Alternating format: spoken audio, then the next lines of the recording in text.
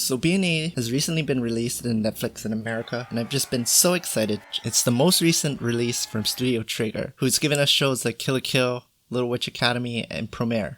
The story focuses around Michiru, who's a normal girl who's recently turned herself into a Tanuki beastman. There she travels to Anima City, a city dedicated to beastmen. There she meets Shiro, who's like the Batman of Anima City, sworn to protect, taking care of all the underground crimes within the city.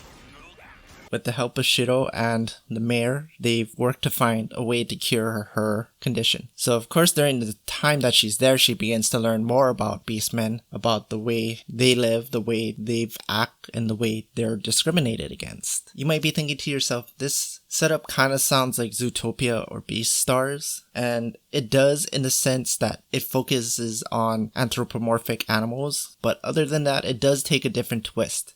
Zootopia focused on the discrimination between species, Beastars focused on the social construct between herbivores and carnivores, and BNA focuses more on what I think was the easy route, which was the discrimination between beastmen and humans. But overall the show is pretty good. It's definitely a Studio Trigger, and its art style alone is enough for me to watch it. But the story was kind of predictable, the characters were for the most part pretty predictable, and the ending was a little bit kinda okay, I guess. It felt like they just kind of threw in another curveball at the end where it made me just bring up more questions that wasn't going to be answered since it was the last episode. So it's definitely a good watch, but I don't think it's going to be something that I'll come back to rewatch.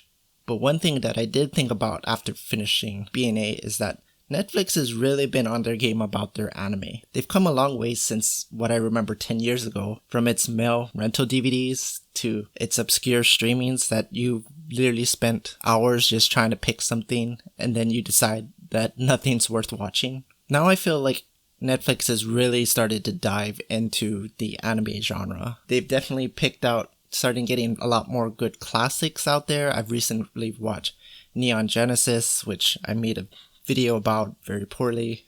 I've also watched Dorohedoro, which was another good show. I might make a video on that. And I also watched A Whisker Away. A Whisker Away was a new Netflix original movie, which was a very good child movie, kind of reminiscent of like a Ghibli movie, like a little brother Ghibli. So I gotta give my props to Netflix for what they've recently been doing. They're making my subscription to them definitely worthwhile. But the one thing I have to say is, Netflix, please stay away from live adaptations of anime. You haven't done good. I don't think you're going to be doing good. Please stop. Just stick to producing the original animes.